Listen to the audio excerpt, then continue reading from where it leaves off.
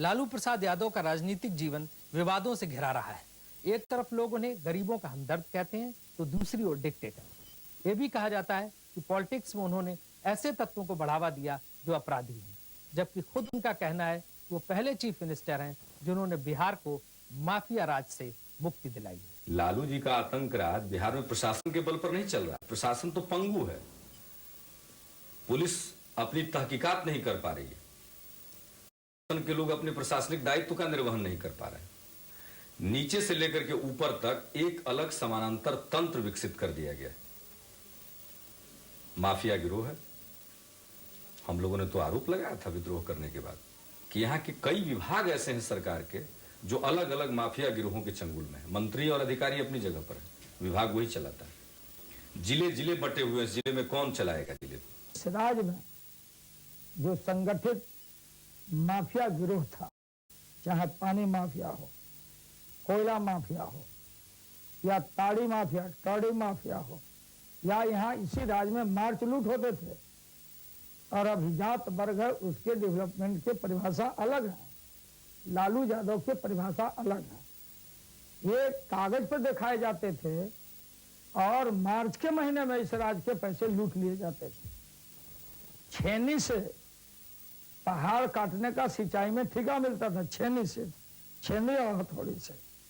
इस राज्य को एक कल्चर, एक संस्कृति, यहाँ पूरा education mafia, engineering, medical, polytechnic, veterinary training, teacher training, ये सारा जो गोरख धंधा था, ये भ्रष्टाचार, इस पर हमने काबू पाया और सैकड़ों लोगों को जो भ्रष्टाचार में जो लिप्त रहे हैं जेल के सिकचों में बंद किया हमने। पूरे देश में शायद बिहार ही एक ऐसा राज्य है जहां पिछले कई सालों से तमाम सरकारी कर्मचारियों को तनख्वाहें तक नहीं मिली है। कारण सरकार के पास पैसा ही नहीं है।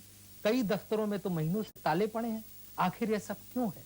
पहले जब मुख्यमंत्री थे डॉक्टर जगन्नाथ मिश्रा, तो इस स्टेट में कहानी मशहूर थी और लोग कहा करते थे अली बाबा 42 चोर, क्योंकि उनका 42 मंत्री था, तो कहा करते थे डॉक्टर मिश्रा के बारे में अली बाबा 42 चोर।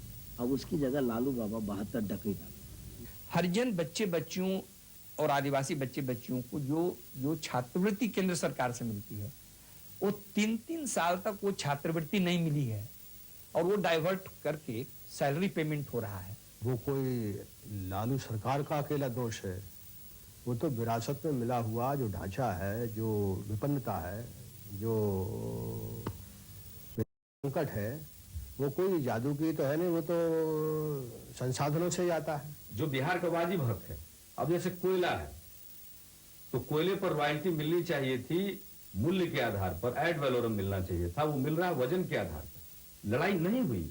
हम लड़ाई लड़ रहे हैं, हमारे कोयले का उचित रॉयल्टी दो।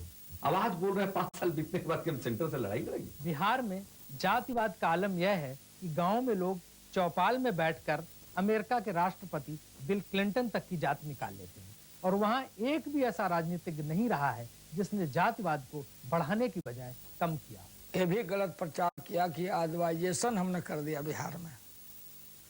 ये भी प्रचार किया कि 35 कलेक्टर एसपी यादव लगा के हमने रखा।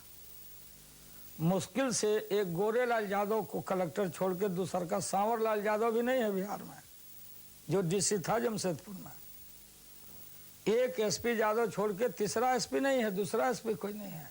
ये आंकड़ा तो साफ है ना कि ये जो 252 टिकट बांटा है उन्होंने, जिनमें कि 78 हरिजन आदिवासी है, तो 252 में से 78 को मैनेज कर दीजिए। बाकी जो जगहें बस्ती हैं उन जगहों में से 87 इन्होंने यादव को ही जनता दल का उम्मीदवार बनाया। हिंदुस्तान के पॉलिटिक्स में जगन्नाथ मिश्रा था तो 100% क्या कहते हैं खाली ब्राह्मण आता था।